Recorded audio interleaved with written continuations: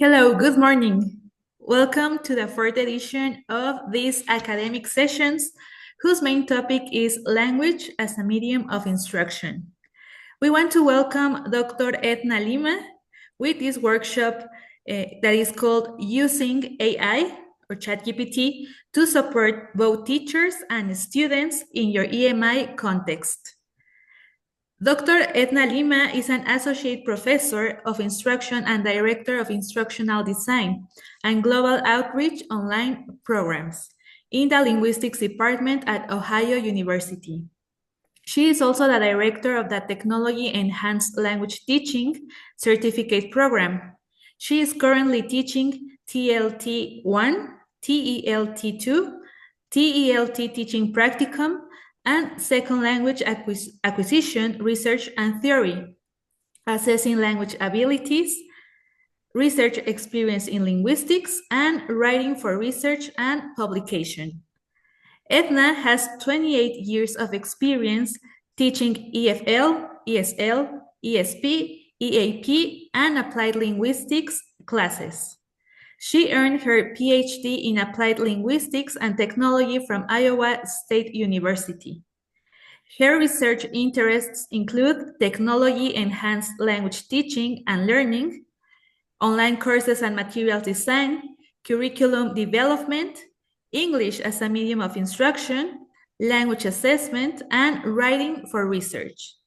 She also has experience coordinating undergraduate and graduate writing labs and a TESOL graduate program.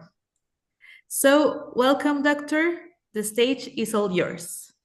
Thank you. Thank you so much, Erica. I'm going to start sharing my slides. Okay, hold on a second there. Can everybody see my slides? Yes? All right. Thank you so much for having me here. Thank you, Erica, for that nice introduction. As you can see, I do a little bit of everything. I enjoy a little bit of everything. Technology, my PhD is in applied linguistics and technology, so I'm always trying to find ways to use available technology to, help teachers and students. And that's what we are going to do today. Now, please note, this is a more hands-on workshop. So the intention here is to help teachers. So I don't have for you a lot of theoretical research. I wanted to do something that teachers can actually use. So the first half, we're going to talk about my background and motivation for this. I'd like to talk to you a little bit about ChatGPT as an AI tool to help teachers. Then we are going to look at prompt engineering and how to use prompt engineering properly to help yourselves as instructors and also help your students. It's hard for everybody. It's hard for us as teachers, but we need to think that the students are suffering a little bit more, right? Considering if you are, as the instructor, imagine what the students are going through. And then finally, I'd like to have part of the workshop for hands-on, for you to actually do some prompting, try to create some activities for yourselves. So I have set it up in a way that there's a handout that you guys can access. I'll give you access to that handout soon. It's going to have the steps, it's going to have the prompts. I've created some prompts for you related to EMI. Now, I would like for you to understand I am not an EMI instructor. I am not a big fan of mathematics or physics. So, right? I could give you examples on biology and history, but if it comes to math and physics, I will probably disappoint you. So I created prompts that you can actually adjust, right? And then just throw into ChatGPT, and have some nice outputs that can help you out. So my inspiration for this today is what I've been doing. A friend of mine and I, we've been working with ChatGPT for pronunciation and language teaching. So our specialty area is pronunciation. So we have just given a workshop on it, and I thought, why not do something like that for EMI from Mexico? I was there at SIL last year. I'm kind of disappointed, Edward, that I'm not in Mexico right now. But this is all good. I'm here in sunny Ohio. So you guys, the inspiration for the workshop is to ease your instructor workload, right? Try to find ways for us to save time and to have materials that can help us a little bit and ideas on how to help students as well. So ChatGPT can make a difference for students if they know exactly what they are doing. And I know there's the whole cheating, there's the whole, oh my goodness, students are using AI for cheating. That's not what I'm working on. I'm working on helping students understand how we can help them without plagiarizing or going into ethical and legal issues. And of course, for you to gain a capable assistant in ChatGPT because it can be a great assistant. It's not gonna replace you, not at this point. I don't think maybe even ever, but it can be used with you to, help yourself and your students. So the handout, I've created a handout on Google Docs. As you can see, this is what it looks like. We'll give you access in a bit. So everything you need is going to be there. So I will need you to be able to access your browser so that you can do the second part of the workshop. And you are welcome to ask questions as we go. If you have bigger questions, more complex questions, we can wait until a little bit towards the workshop part, if that's okay with you. So I have no idea who you are, right? I couldn't know in advance. So I was wondering, I mean, we don't have time for everybody to introduce themselves, but I would like to hear from a few people, if possible, to understand what kind of context we have here and what kind of experience you have with ChatGPT. How about three volunteers to tell us who they are? I'm not going to name names, so please feel free to volunteer.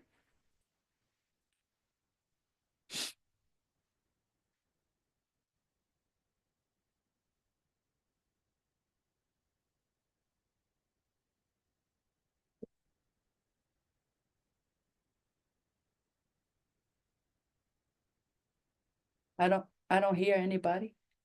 Erica, Does do we? anyone want to participate? I think Oh, we have. Barbie. Yes.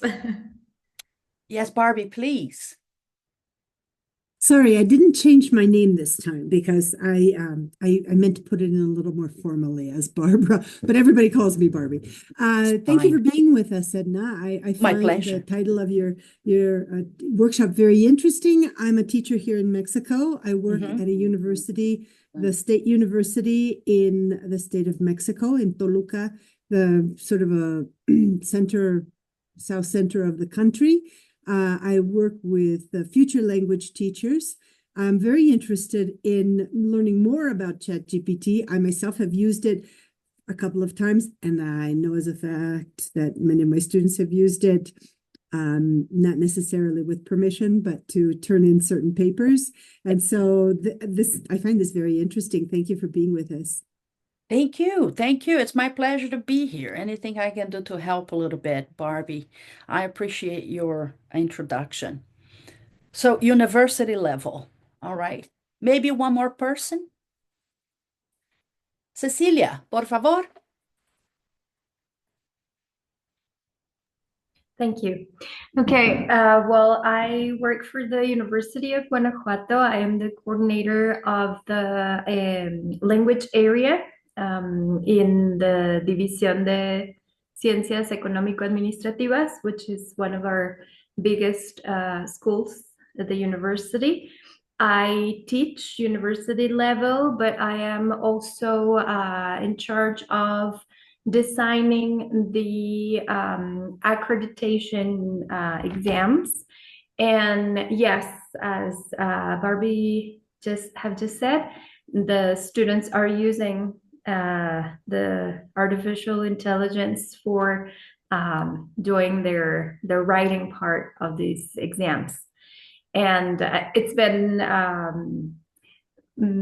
challenging for one on one side, but I have also used it a couple of times now for creating certain lessons as I teach organizational communication and business communication in English.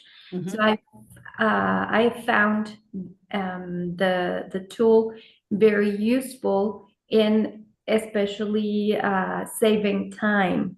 Yes. And well, of course you have to do some other things, but that gives me the time to focus on the more relevant part of the lessons. So Exactly. Yes, that's a good point. Thank you, Cecilia, for sharing. It is a complicated thing. I know that a lot of people are afraid of AI, and where it's going to take us. And what I say is, well, right now we cannot put the cat back in the bag. There's no way we're going to put this back on the shelf somewhere. So I keep saying what we need to do is to learn how to use it productively or for good instead of evil, right? Cheating and all of that. And I teach here, like Erica mentioned. So I've been training my students who are master students to, become aware of the tool and try to use it for reasons that help them develop their knowledge, save them time, but without, cheating. Don't use it for making your life easier, use it to help you grow as a professional, as a teacher, and all of that. And I think that part of it is training students to understand how to use the tool in a productive way. And if you do that, they can actually understand, what is it that I can do here that's going to help me get better at physics and English at the same time without going, through plagiarism and doing things that you are not supposed to do. So, because I didn't know who you were, my audience for today, I created some prompts. I think I even have middle school in there, but I created the prompts in a way that you guys can adjust to your own context and then see what you get.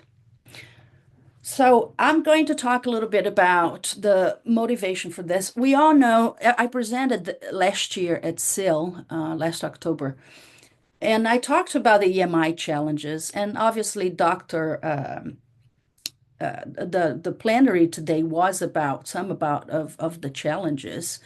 Dr. Macaro presented about it, and the challenges are always there. You keep reading about EMI, and the research that keeps coming out, it's still about the challenges. So we have a lot to do in terms of addressing these challenges, right? And with that in mind, is part why I created this workshop for today. So we have problems with lack of materials and proper support for instructors. It is hard enough to teach physics in your own language. I mean, I wouldn't want to teach it in Portuguese, which is my native language. Imagine teaching it in Spanish, a language that I speak, but I couldn't teach it 100% correctly. So it's terrifying, isn't it? The environment makes a big difference. Are you teaching EMI in Mexico, where English is not an official language, or are you teaching it in Singapore, where they speak English outside of the classroom? So you have to consider that there in Singapore, students are more exposed to the language side of it, not so much in Mexico, right? Because you all speak Spanish most of the time outside of the classroom. The instructional modality. Do you teach more traditionally, like in front of the students and teaching and they are taking notes? Or your modality is more student-centered, where you are the guide or the facilitator and they are the ones doing the work, working with each other to figure things out. So you have to take all of these things into consideration as well. The complexity of mixing instruction of content with English. What do we focus on, right? What is more important to address at a certain moment? Students are not understanding math because of math, or is it because of English? It's complex. The low proficiency level that can lead to major academic, social, and psychological issues for both instructors and students. The tasks that the teachers not there just teaching math. They are doing transactions, interactions. They're motivating students. They are persuading students of why something is important. So teachers have a bunch of roles into one. It's not just I'm going to teach the content.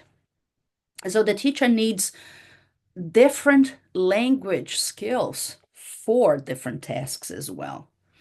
And students also need the basic English that, they can interact with you and ask you questions, but at the same time, they need academic language in order to do your assignments and activities. So they need basic daily English, but also the more elaborated academic language to perform the tasks. We also have proper and fair assessment. What do you assess when you're teaching history through English? Are you focused on the content that you're trying to teach them?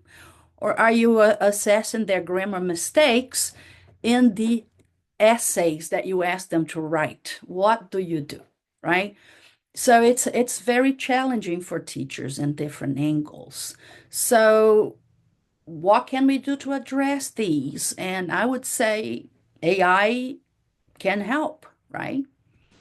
So let's talk about ChatGPT as a tool in general, right? So most of you are familiar with ChatGPT, and Barbie has used it, and I think Cecilia, did you say you used it too? You have used it too? Yes. Yes, right. Now, I use it too, but when I'm using it for myself, I'm doing certain things. But then if I have to use it for my students, I have to think about a bunch of different things, including plagiarism and ethical issues, right? So we want to make sure we know how to use it for specific contexts. You know, ChatGPT is changing. It's evolving every day. So every time I give a workshop on it, I have to go back and check it because now we have a new version, you know. And I think version 4.0 is available to everybody, very limited. The handout's going to list this information for you so you can check it out more later. But everybody now has access to the plus version, but limited. So you can do like 4,600 characters, and then you have to wait for an hour to be able to use it again. But it is available to everybody. Essentially, if you guys think it's a helpful tool and it's worth 20 American dollars, I don't know how many pesos, but if you have the $20 to use the ChatGPT Plus for forever, that would be a good thing. I have that version because I do research with it. And I'll tell you, I think I would rather cancel Netflix than cancel ChatGPT because I am that invested in it because of what I've been doing with it. So it's still the fastest growing consumer app in history. The whole thing happened like that. And in 2 years, and it's interesting, we are talking here in terms of languages and content teaching, but even the medical sciences are using AI. There are research articles on ChatGPT in the medical sciences. So it's not just the language teachers, but pretty much every field of study is working with it. ChatGPT can answer questions with context appropriate information. It can recommend academic resources and citations. It can recommend resources and outline and edit papers. It can offer grammar correction and language refinement. It can provide even word choice and stylistic suggestions. It can summarize articles, papers, and discussions. It can create educational activities and quizzes. It can facilitate written and spoken dialogue simulations. So a year and a half ago, it was just writing, but now ChatGPT has this nice app on your phone where you can interact with that voice, and it will talk to you in whatever language you want it to talk to: Spanish, Portuguese, Russian. So now there's no excuse for students not to be able to practice, right? If you say, okay, I'm teaching history through English and they are getting the content, but the hard part is for them to express their ideas in English. They can practice their English and improve their proficiency with ChatGPT. So that's no longer a problem, the lack of a partner to practice with. It translates languages and it assists in language learning. So I'm focusing on language learning because that is one of the biggest concerns with EMI is the lack of language proficiency for students to be able to be successful. ChatGPT even creates creative writing. It generates creative writing, poetry, and storytelling. So all of these skills can be helpful with EMI or the teaching of content. And I know that for teachers, it's so hard to be creative. And also you don't have the time to sit there for 5 hours and go like, oh, let me be creative today. I want to create a poetry to teach a subject matter in chemistry. We don't have the time because teachers do 20 jobs, don't they? Or 25. I feel like I have 30 roles as a teacher. So there's much more that ChatGPT can do for you, right? So let's talk a little bit about the language aspect because of that low proficiency, right? So with all of the capabilities that I talked about, ChatGPT can help learners develop autonomy and awareness, which are key factors in second language acquisition, right? I teach second language acquisition, so Brown is a great reference for this. Now, students, in order to improve faster, they need to be autonomous. They need to be doing extra things. They need to be able to interact with somebody. So providing them additional options to improve their proficiency is a great step in helping them, be able to be successful in your content courses. Also, these capabilities can help students, integrate the skills. Nobody speaks English just focusing on the grammar or the vocabulary. We are, as I'm talking to you, and I'm a non-native speaker of English as well, I have to mind my grammar, my tone. Am I being formal enough? Am I avoiding slang? There's so much that happens in your brain as you're speaking a second language, right? And students need to be trained to do that. I mean, today I can do this, but I've been teaching English for 28 years. So today I don't have to think about what I'm telling you, but I did. For a long time, I did. So it was crazy what goes in one's mind, as a second language learner. ChatGPT can help your students correct mistakes in real time by receiving instant feedback on their language use. So that can help too with the proficiency side. And, ChatGPT can help your students develop their proficiency through individualized materials based on learners' characteristics, such as proficiency level, learning style, interests, and even learning goals. And that's a study by Ma 2023. It's going to be in my reference list if you'd like to look at the article later. So you can individualize, you have a student in your class that's behind Edna Lima would probably be behind in your physics class. So it would be nice for me to have an additional source of help there, right? Now, with all of that in mind, ChatGPT can help you as EMI instructors in many different ways with lesson planning, materials creation, teaching, needs assessment, needs analysis, giving feedback to your students, and even providing self-study suggestions. For those students who are struggling with the proficiency or with the content, you can easily provide them with suggestions on what to do out of the classroom to become better in terms of the language and also the content. So these are key things that we have to do in the world of teaching. So ChatGPT can help you with that. Now I'm gonna demonstrate a few of these things for you, and I have, like I said, the prompts in the handout that you will be able to play with in a little bit.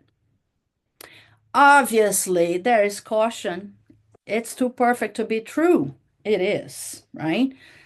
We need to be very careful because if you don't have the paid version, you're going to end up with data that's from 2021. So ChatGPT doesn't know what's going on in the world after 2021. So you have to be mindful about what it is that it can produce. And then, like I said, version 4.0 is the best because it keeps training every day, right? So it's getting more and more information. It does not have all the answers. I mean, we are teachers and we don't have all the answers. I mean, ChatGPT is trained on data that they feed it, right? So it's something that if it's learning, if it's being fed to it, it's learning. If not, it doesn't have any idea of what's going on.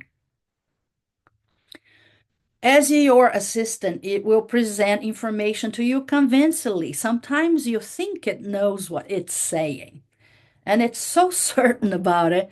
And then you tell it, I'm sorry, but this is not correct. And then it apologizes to you and tries again, which is a cool thing, because it's willing to apologize.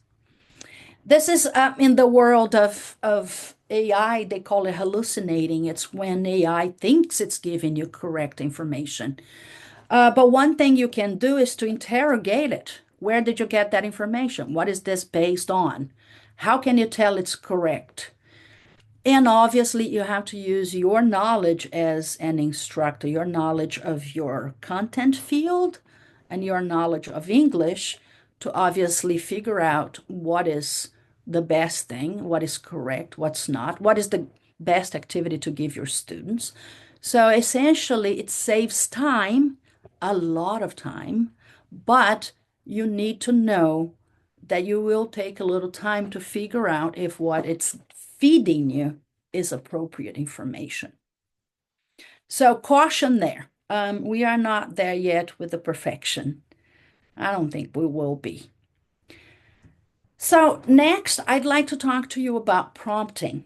You guys, the secret of ChatGPT is the prompt. Sometimes my students in class, Dr. Lima, I used ChatGPT the other day and I didn't get anything useful. And what did you ask it? What did you ask it to do? And then they would say, I asked you to create a lesson in English. And I'm like, what kind of lesson? How long? For whom? Who is the audience? What is the lesson about? What is the topic? What is the target? What is the purpose? And they looked at me like, wait, I didn't enter that. So if you didn't enter that, you're going to get an output that's not going to work for you, right? So you need to know exactly what to ask. So next, we're going to talk a little bit about prompt engineering, and I'll show you some examples, and hopefully we'll be able to I'll be able to run my examples through ChatGPT to show you, and then you're going to do hands-on practice on your own and see what you'll find out. So prompt engineering is key. Excuse me. So a prompt is a set of instructions given to a language learning model like ChatGPT, which helps it shape its functionality and objectives. If you don't give it enough details, the output you're going to get is not going to be very useful. Effective prompting is key to anything you do with it, anything. Use it as a teacher, use it as a resource creator, as a proofreader, as a writing reviewer. You have to have the nice prompt. And then, with that in mind, Lara Wallace, my friend, and I, we created a framework for prompting ChatGPT. We have an article that's going to come out next year, but I have the citation for you. It's from the workshop that we gave a few weeks ago at a conference in Iowa.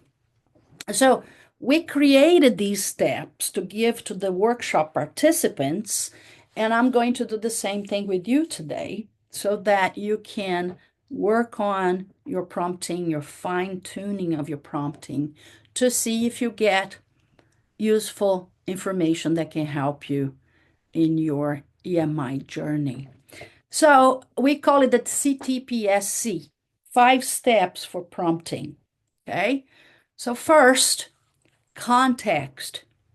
Tell ChatGPT what role it will take. So tell it, please act as an instructor, act as a tutor, act as a material developer, act as an assessment person. Give it the role it needs to take. Explain the target audience, the age of the audience, the context. Oh, it's a history EMI class in high school in Mexico. What is the proficiency level? Define that. ChatGPT is very well versed in the CFR scale. All you need to say is A2 CFR. It will understand the command, and it will adjust everything you need to that level. So we have to be very careful about it, right? Because we want to give our students tasks that they can perform at the level where they are. Next, we have the task. So tell ChatGPT what to create and be specific. Specify the desired output format. I want this in bullet lists. I want this in a table. I want this in a graph. And ChatGPT will do that for you. The purpose. Tell it the purpose of what you are trying to create. Tell it the reason and give the pedagogical goals. I would like for my students to be able to distinguish between this and that. Next, simple. If it's possible, provide ChatGPT with an example. Because once you give it examples, it understands exactly what you are trying to say. So whenever possible, give it an example. And finally, the last step, ask for clarification. Tell ChatGPT, do you need clarification? Please let me know if you need further details before you begin. So with that framework, you have included everything you need for your prompt to be successful. The next, I'm going to show you an example that I created for today with that. The context in blue, task in yellow, purpose, purple, sample in green, and clarification in gray. Just colors to show you the difference there. So this is a prompt that, like I said, I'm not a specialist in EMI, right? I'm a specialist in language and technology, but I'm trying to bridge the gap here. So please act as an experienced material developer and create a rubric in a table format to assess the performance of intermediate level students in a geography class where English is the medium of instruction. Context and purpose. The task is for students to explain causes and effects of a natural disaster. Examples in green, earthquakes, hurricanes. Give it more examples if you want. The evaluation criteria should encompass 4 sections: understanding of content, use of academic vocabulary, clarity of explanation, and grammatical accuracy. You can include there the criteria that you see fit, right? It's just an example here. And then you tell it the criteria should be 5, excellent, 4, very good, 3, good, 2, fair, and 1 needs improvement. You can do that with numbers. You can do it however you want. Please place each performance criterion in a separate column. Let me know if you need further clarification before you start. So now you have given it everything it needs to give you exactly what you need or what you want. In a little bit, I'm going to demonstrate that prompt to you in ChatGPT, and we'll see what we get. So before we do that, you prompted ChatGPT, right? You took your time writing the prompt. Yes, it took me about 10 minutes to write this prompt, considering that I'm not an EMI or content specialist. But 10 minutes will probably save me 5 hours of work with the rubric, right? So it's worth it. So you have the prompt, you use it in ChatGPT, and then this is our framework, our flow chart for prompting. Remember, you enter the prompt, ChatGPT answers, and then you interpret the output, judging its accuracy, and then you agree that it's not great, and then you prompt it again, ChatGPT responds, and so on and so forth, right? You are the expert user, not ChatGPT. So essentially, you are the person giving it the command, right? So Laura and I included this flow chart in a paper we did for pronunciation, like I was telling you before. But the idea of the flow chart is the same no matter what you are using it for. Okay, so I would like to show you some examples. And then, if possible, I'm going to run them through ChatGPT here for us to see what happens. This is the example that I just gave you with the colors. Assessment rubric. We all know that rubrics are so hard to create for a variety of reasons. So if you're going to do it manually, you can take hours, if not days, trying to fine-tune your categories and your, descriptors and the percentage and all of that. But, if you have the prompt, you can save a bunch of time here. So I am going to try to share my screen with you. Okay. I have ChatGPT here ready to go. So let me stop sharing this. I'm going to put you guys down here for a second. I won't be able to see you. I apologize. I know you guys are there. Everybody's still okay? Everybody can still hear me? Yeah, Yes, absolutely. thank you. Awesome. All right. Yes, Miss. Somebody said something?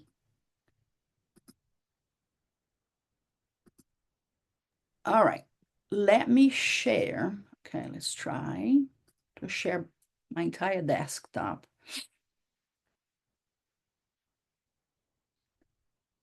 Okay. All right, you guys, let's hope it works.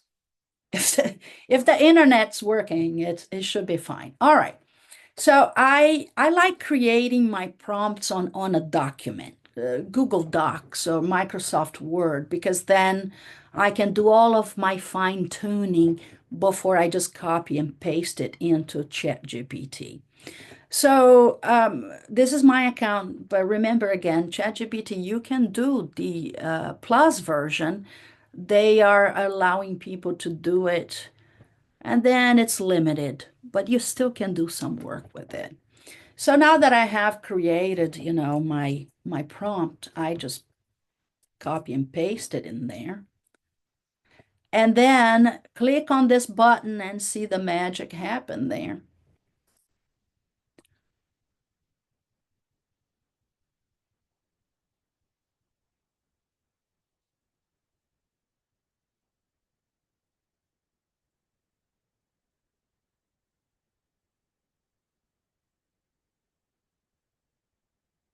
All right, it's almost done.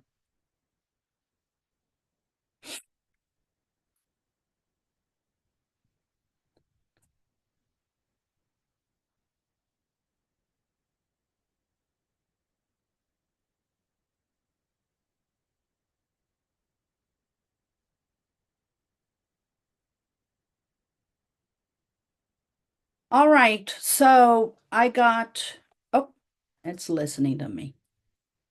Stop listening to me. All right, you guys, so you got the rubric you asked for. I mean, the table is ready to go, just copy and paste. It put it exactly where I wanted it.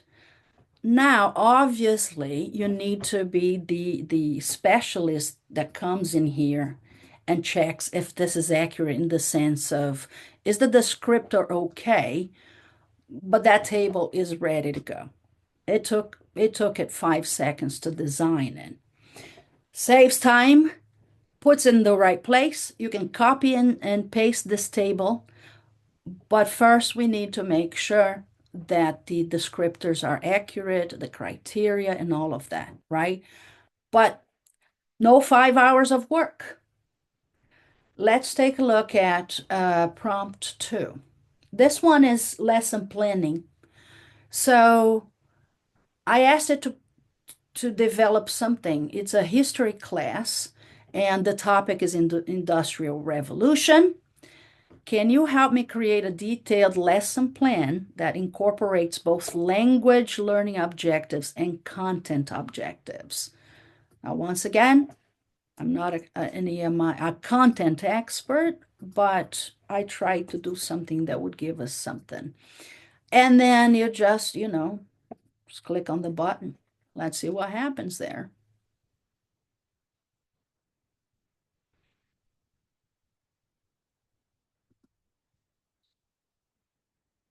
Oh,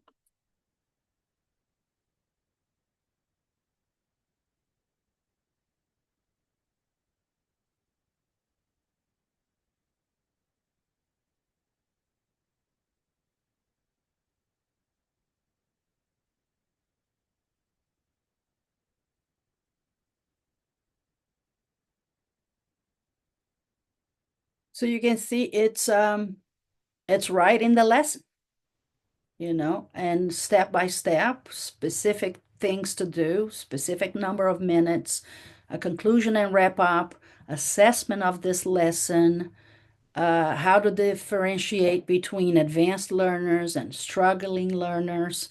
And obviously, it is now up to you to go in and adjust the lesson, right? So we have the objectives for content, objectives for English, right? We have materials needed for the lesson, and then it's broken down. The 15 minutes are broken down into 6 specific parts, and then we have suggestions for assessment as well. And again, tips on how to differentiate between advanced and struggling learners.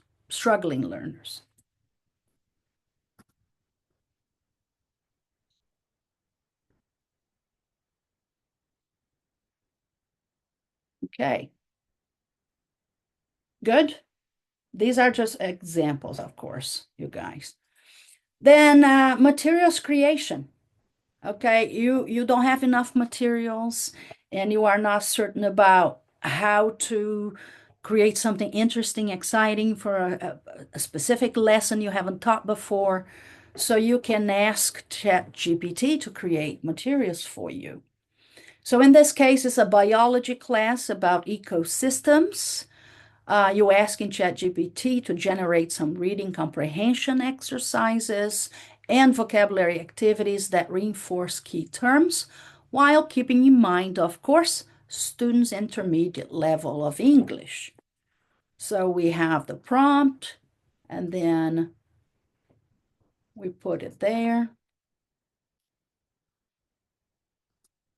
All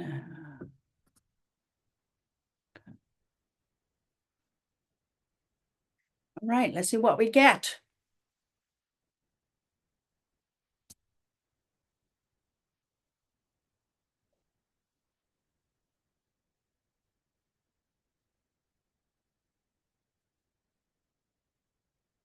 So we are starting with the text that it generated for you. You can even be more specific and say, I want 100 words, 200 words. Remember that you asked for intermediate English, right? And it's important because if you don't specify the level, it's going to give you a very hard to read text for, people with the C1, C2 level. So you have to be careful about that. So he gave you a text. Okay, as a teacher who teaches ecosystems, you are able to say, this is accurate or this is not. Let's adjust. And then it has reading comprehension questions for you, multiple choice based on the text it created. It has a vocabulary activity that you can see here in a nice table. Copy and paste into Microsoft Word. You have a beautiful handout. The terms are here. The definitions are over there. And it gives you the answer key, so you don't have to struggle with what is the, because sometimes I create activities and I'm like, oh my gosh, what are my answer keys? I have to think about it because creating the exercise is not so hard. Coming up with the correct answer may be. And then now we have a fill in the blank activity, as you can see. Complete the sentences with the words in the box. There's a word map activity that was provided, and also even an extension activity that can do group discussion. So now at this part, you can have students interact with each other and go to a more student-centered approach. So you can relax a little and stop talking for a minute, right? We want that. We want to have a combination of methodologies because you can't do everything. You have to help students develop autonomy, rely on each other. And with your guidance, you can do that without stressing out so much, right? Now you can sit back and have them do the activities in pairs, groups of 3, whatever you want to do with that. And then obviously this discussion at the end. And then ChatGPT always gives you a little warning down here. This is what I tried to do for you. Let me know if you would like modifications. So now you can continue the conversation and you can tell it now, the activity that you suggested about group discussion is too advanced for my students. Please provide simpler questions that I can use with the intermediate level or low intermediate level. So you can keep prompting it. You two can talk about this forever because ChatGPT keeps the conversation and it's able to go back and revisit whatever it is that you have there. So this is for an entire materials creation. So I don't know about you guys, but sometimes you're so tired of creativity, you are exhausted, you haven't slept well, you barely have time to eat, and you want to be creative. Oh my goodness, I want to come up with different activities because my students are tired of the same thing. And that creativity doesn't happen overnight. It takes you years of experience as a teacher to get all of these things going. And I'd like to show you one more prompt. In this case is a self-study suggestion, right? So, okay, I'm doing a great job in the classroom. We are active, we have a lot going on, But oh, it's still talking to me. So you can tell which students are a little more behind, which ones are a little more advanced, and with your prompting, things you can have ready, copy and paste, and give them things that they can play with on their own. Now, it's very dangerous to say, go and play with ChatGPT, right? Because then we can get in trouble with what they find, the credibility of the information, also with cheating and plagiarism. So you want to provide them with the prompts, like I did here for you, right? Uh, these are examples they can use and switch. Instead of geography, you can have chemistry in there. So you can adjust this however you want. So let's see if GPT is useful to give our students suggestions, right? So now we are going to paste it there and see what we get.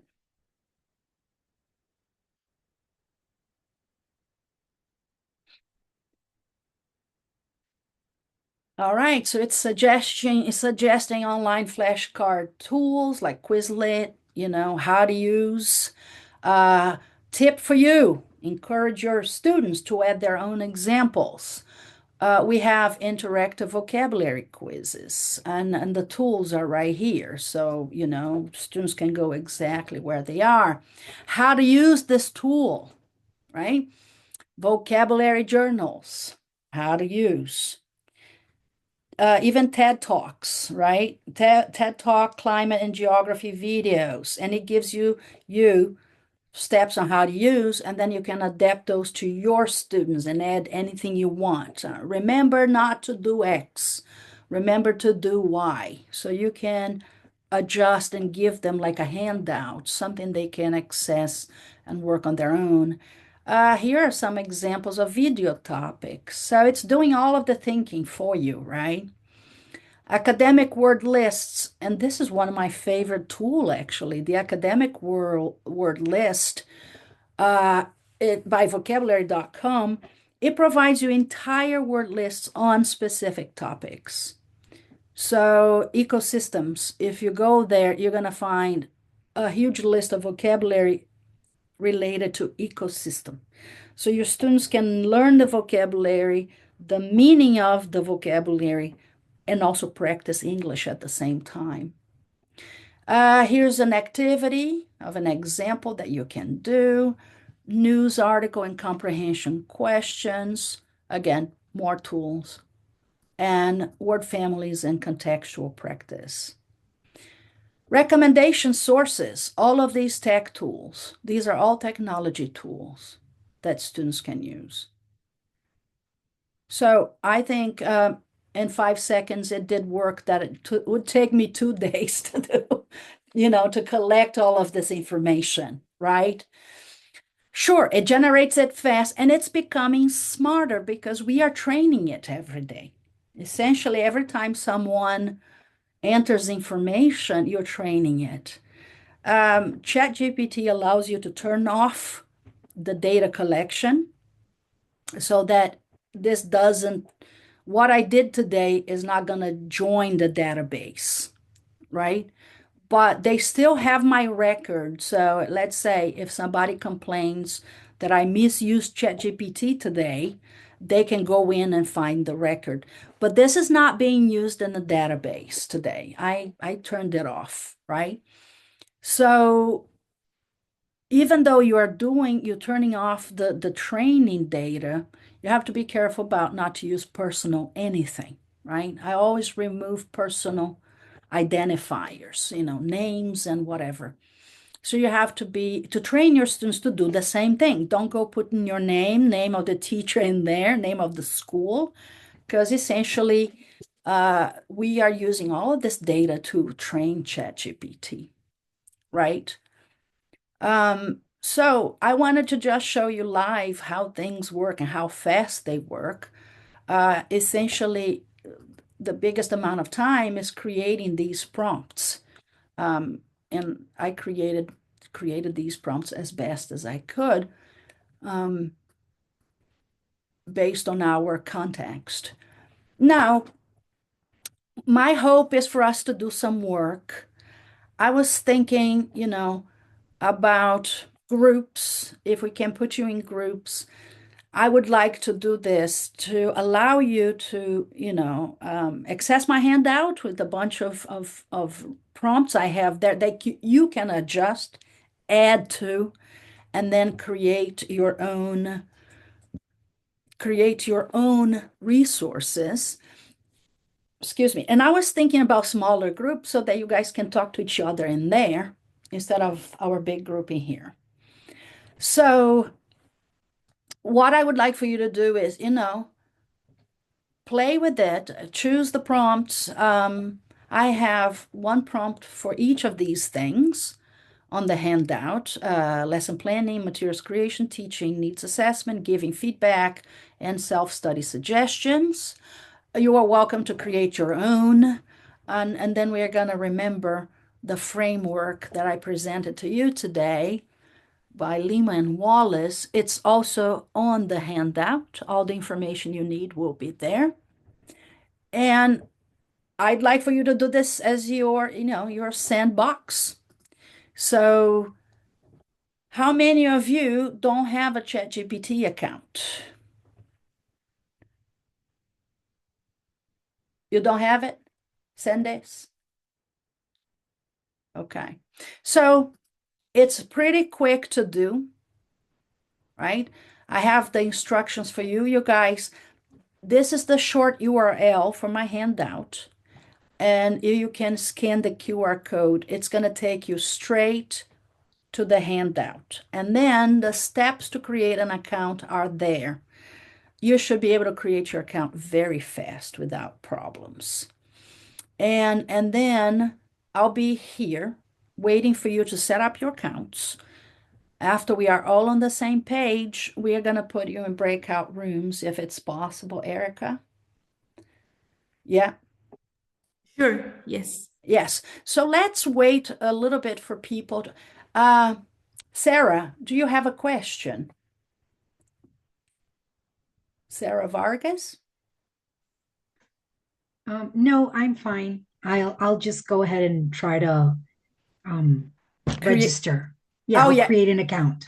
Oh, you raise your hands for Oh, saying I yeah, don't I have. don't Okay. have one. Yeah, Oh, all sorry. right. I thought you had a question. That's okay. Yeah. Please take your time. Don't worry about it. It should be very, very fast.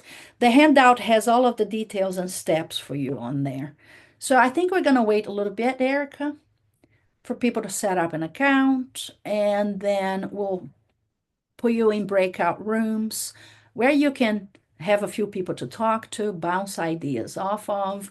And about 12:30, 12:35, we'll just hear what you did and what you found, and anybody wanting to share a testimony of what they found. Okay, so I'll give you a few minutes. I'll be quiet for now. Hard to do, Cecilia. All right. So we have 18 participants. Yes. Maybe I don't know Go how ahead many there. people should we have I in would, each group. yeah, I would say 3 max so that, everybody has the chance to talk to each other a little bit. So 6 of 3, Okay. six rooms of 3 people. Okay, let me. I think I can set it up here, right? I think so, but maybe I can help you. Yeah, all right, sure. If you want to do that, that would be great. And I'll wait to see if anybody has issues. Okay, I will. Let me look at the handout.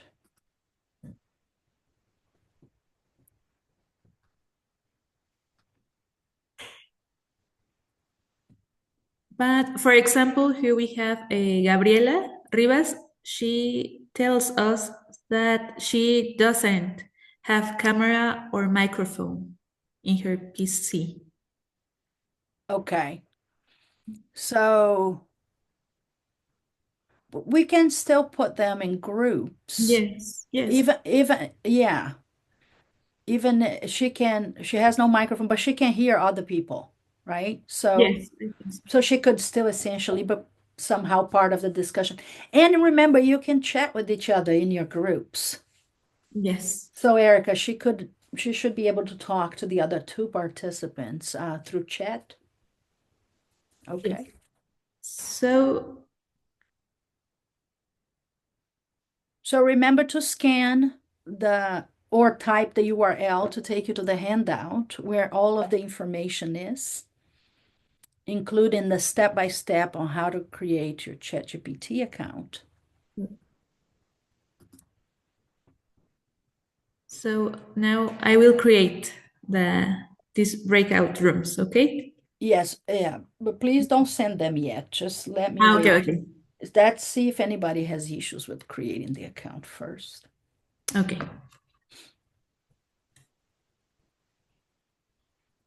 Please let us know if you have questions. I have so many things on the screen, so sometimes I can't see you or your questions. So please feel free to use your microphone to ask questions.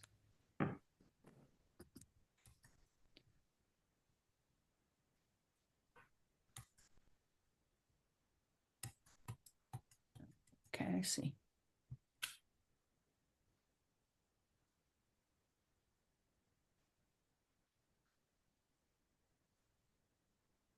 See, Sarah, it was quick. Sarah has her account already. Okay. So you guys be ready to go. And like I said, you're gonna be in breakout rooms to make this easier. I'll be jumping around just to see what's up. And you can ask each other questions and talk about your ideas. Let's make this a bit more interactive. And this is nothing serious. Nobody has the obligation to come up with anything. This is just a chance for you to practice and come up with, ideas for later that you can use later in your specific context. Yep, the handout is there for you guys with the information. I see that people are asking for the presentation, but the handout has the framework, the examples, and all of that. You should be able to download a copy of it.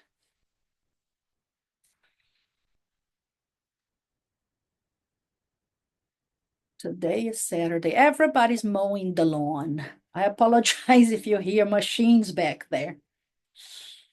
You can't? Good. I can. A lot of people mowing the lawn. You guys, are we ready? Can we be put in groups? As you can see here, hold on, the handout on my screen. This is creating the account, some tips. Here's the framework, the example. And down here, I have all of these prompts that are ready. So you can copy and paste. You should be able to copy and paste into your ChatGPT and then adjust. I didn't allow you to edit because I don't want people to accidentally delete my content. Okay, but you should be able to copy and paste.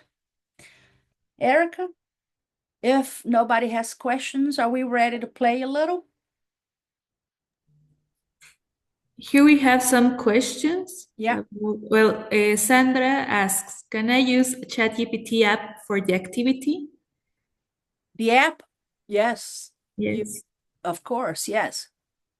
And teacher Sandy Vasquez. Yes, Sandy, here in the US is $20 a month. And I think they would probably charge you $20 and just do the conversion in pesos. For you to have the unlimited ChatGPT, right? The version I have. So there's no limitations. You don't need to be worried about, oh, it's going to block me. So you have to see $20 is quite a bit of money, right? But you have to see, is this going to save my life? So it might be worth it, right? How can I create a prompt to create a presentation about grammar tenses? Jared, think about what it is that you want and try to write it down. I'm going to come to your group in a bit and we can talk there. See if I can help you there. You could also, Jared, kind of adjust one of the prompts I already have on the handout and try to see if that works. All right. I think everybody got the chance to open the handout.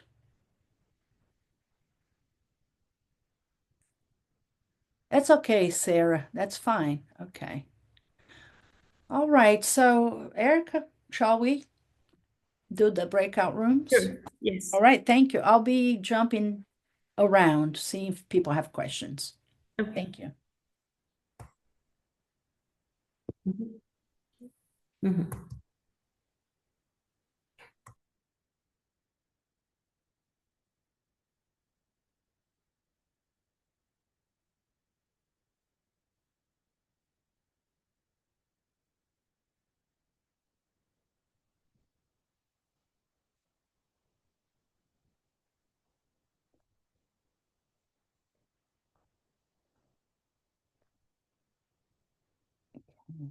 Timing.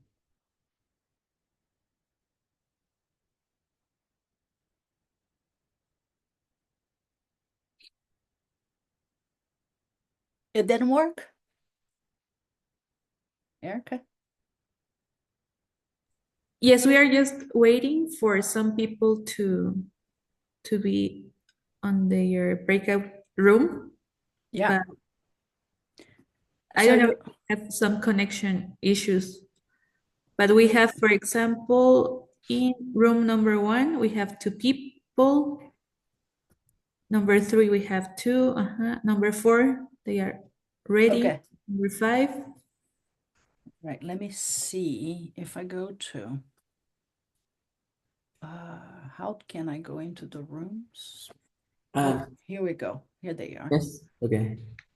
Yes. I mean, I'm here. Sorry, you can see me, but I'm here right now.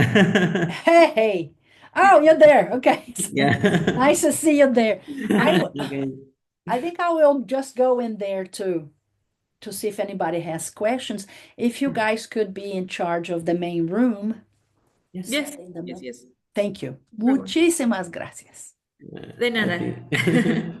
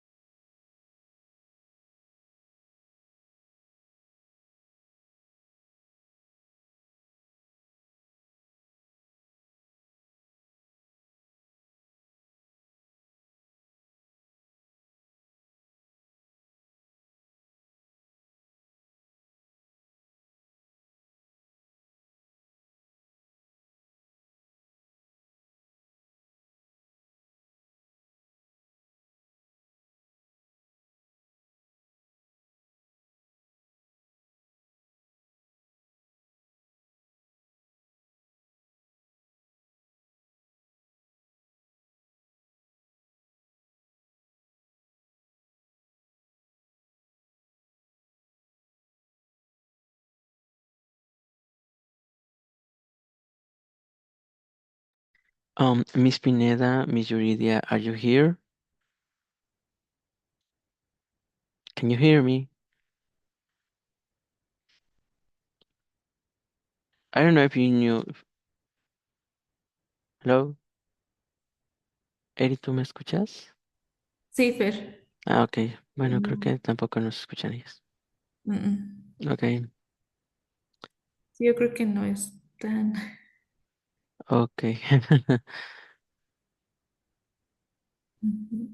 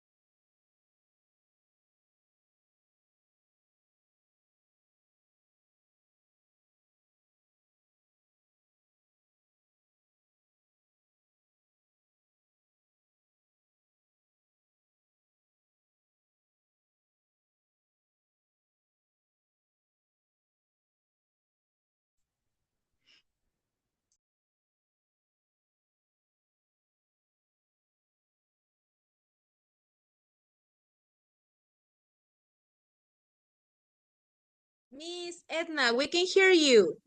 Your audio. Sorry, I thought it's because when you're put in the breakout room, it automatically mutes you. Yes. I'm talking to myself. All right, thank you for letting me know.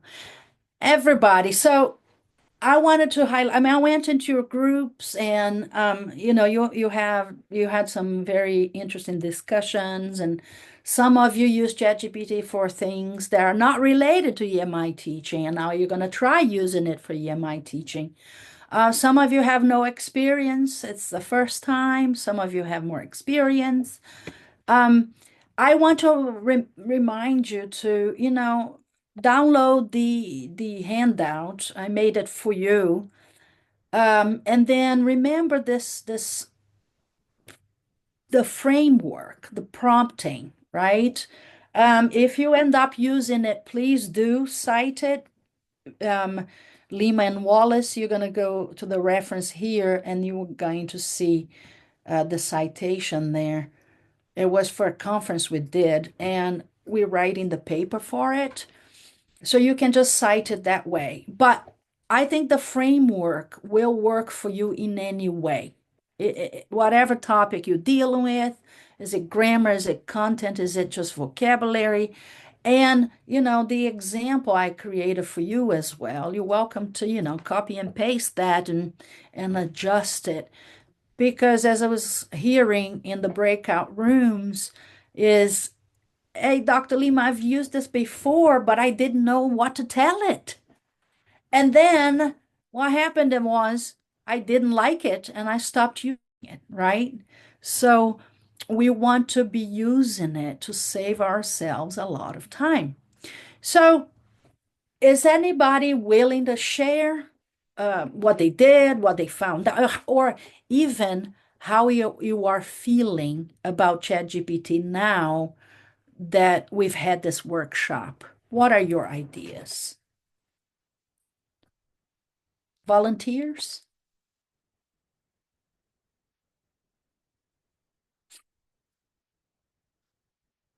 Yes, Barbie, please go ahead. Well, I had used ChatGPT before, but I really appreciated this outline, this framework of aspects to include to make sure that whatever it produces really coincides with what you're looking for.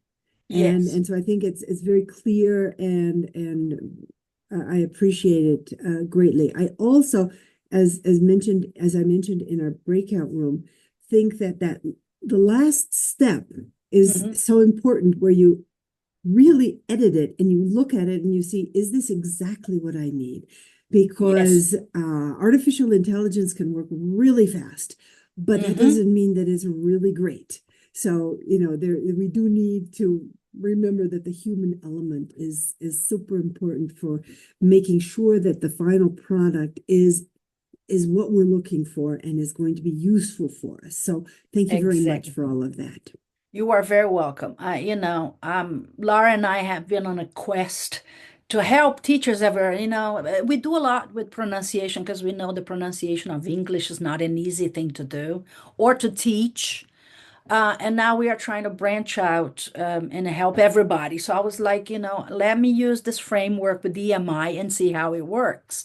Of course, the example I created today was completely different from what we presented a few weeks ago, but it works. So I think that, if we have two people who learn about it and then they teach to someone else, we might have a lot of teachers that are not so stressed. And as I was saying, Barbie, I think it was in your group, during our workshops, people ask us, is ChatGPT going to replace us? And the answer we have at this point is no. Not artificial intelligence, but teachers who know how to use technology, right?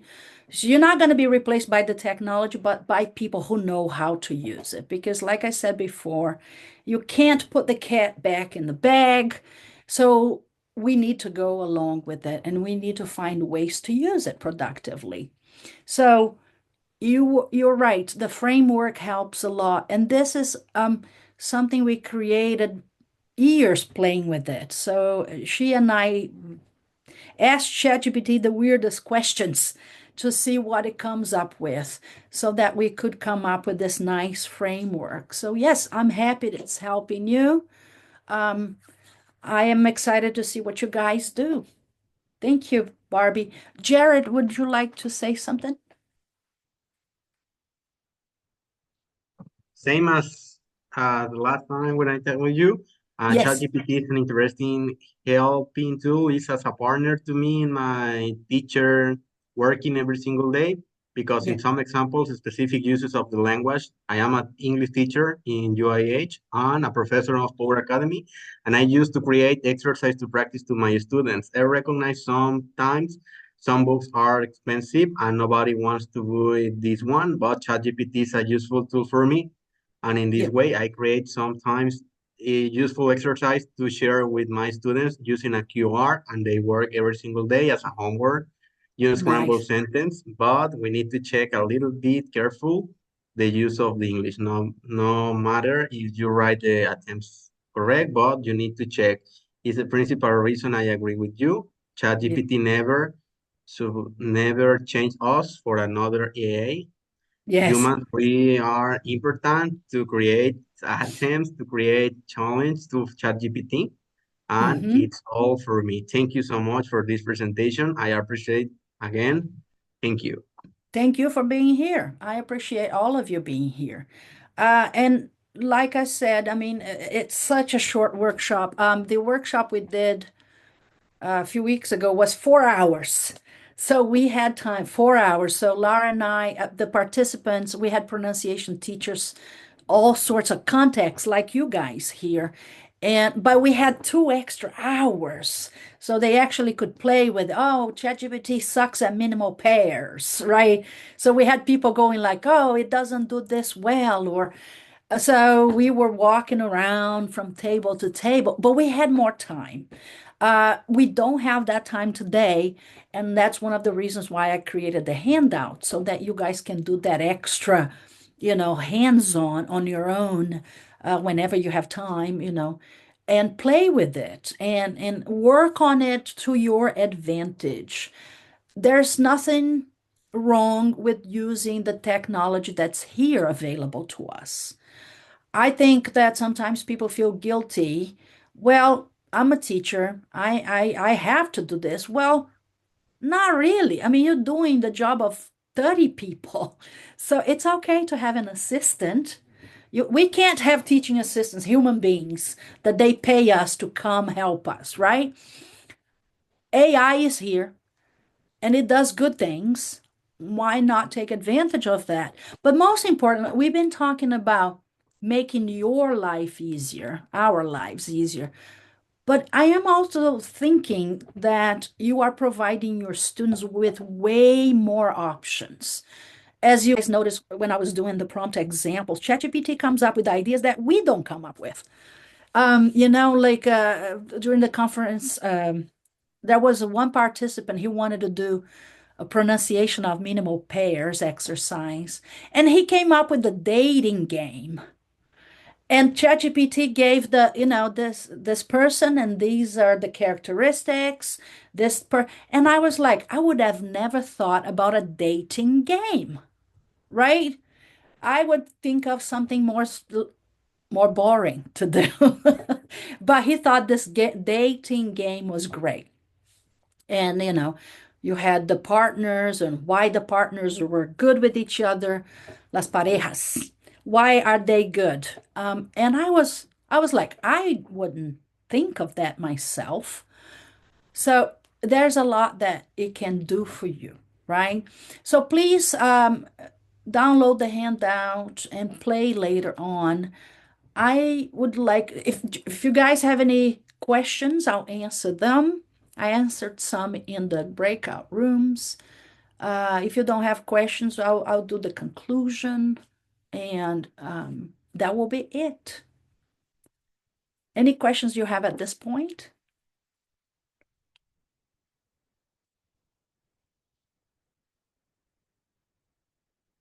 Okay, so I think let's see. I know we need a lot more time, don't we, to do this stuff. But it's we don't have that time, so let's see what we can do. You guys, essentially, ChatGPT can help both you and your students. And remember the prompt self-study suggestion. You can combine content and language, or for those students who are really struggling with the English, not really the content, you can give them additional ideas for practicing their English. And more confident students can do better, I think.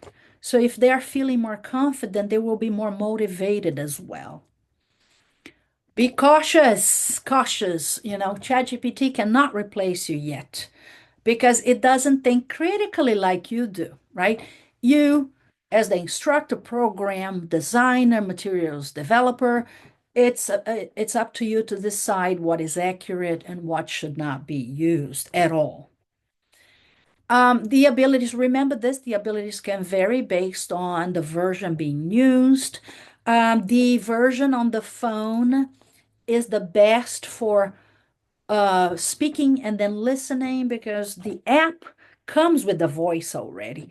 So I've tested the app by talking to it in 4 different languages, and it switches the languages with me. So if I say bonjour, comment allez-vous, it goes to French.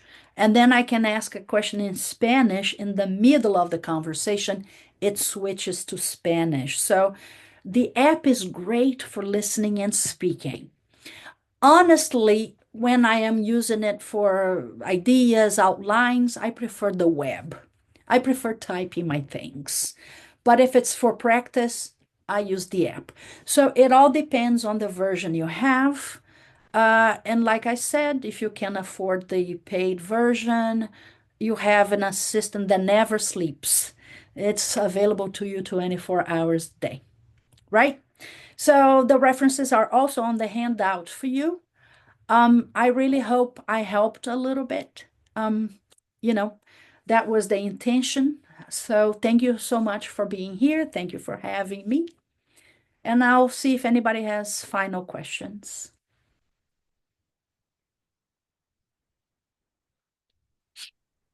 So does anybody has a question, a comment for Dr. Edna?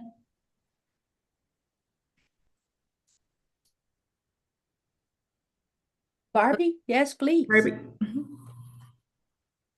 No, that was just a clapping in appreciation. Thank you. Oh, sorry. I told you I see so many things on 2 screens, Barbie. It's hard to keep track of. Thank you so much, Barbie. Sandy, did you want to say something? Sandy Vasquez. Yes, por favor. Okay, it was so good because as I mentioned 5 minutes ago that you were with us, it's just to focus to go to describe what I need to get the result because I found a lot of things and it's like too long and well no it's not exactly what I need, so I just need to focus with the clues that you gave us. It's so good because I need to write. I mean, I need to be more specific to find Yes. to get the results that I need that I want to use. So it was so good. Thank you so much. I'm from Durango, so my house, your house. Oh, thank you. Me voy allá. Me gusta Perfect. muchísimo México. Ah, that's right. Excellent. It's gonna be a pleasure. Yes, Thank yes. you. Hopefully I'll come to Mexico again someday soon. I love Mexico. I love being there. And last time I was there, I was sick, so no margaritas, no picante, nada. So now I was there eating chicken soup because I was not feeling well at the time. So I want to go back and drink those margaritas. Perfect. It's gonna be a pleasure. Gracias. Any other questions, comments? Doctor, I think that we are running out of time. Yes. So I think that, well, personally, it was such a pleasure to have you here with us today. You know that you are welcome anytime you want here in Mexico. And Gracias. just to conclude, Yeah. the Language Center wants to grant, well, will grant you this recognition. I am going to read it.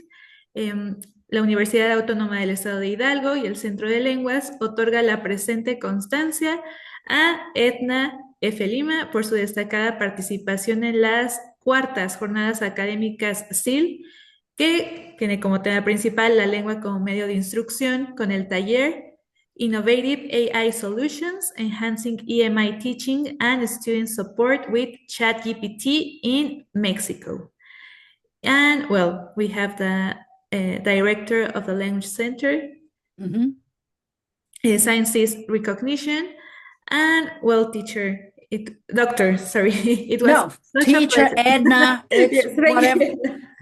It was really, really such a pleasure to have you here. I think that we all learned a lot and, well, how to give this ChatGPT a better use. So that's fantastic. I hope you guys find great ways to ease your load and help your students. And thank you once again for having me here. It's been a pleasure. Thank you, Doctor. Thank you, gracias. And thank you all for this for attending this workshop. We invite you to continue participating in the next events that the Language Center has for you in these academic sessions. So thank you and have a great evening. Thank you, everybody. Hasta la vista.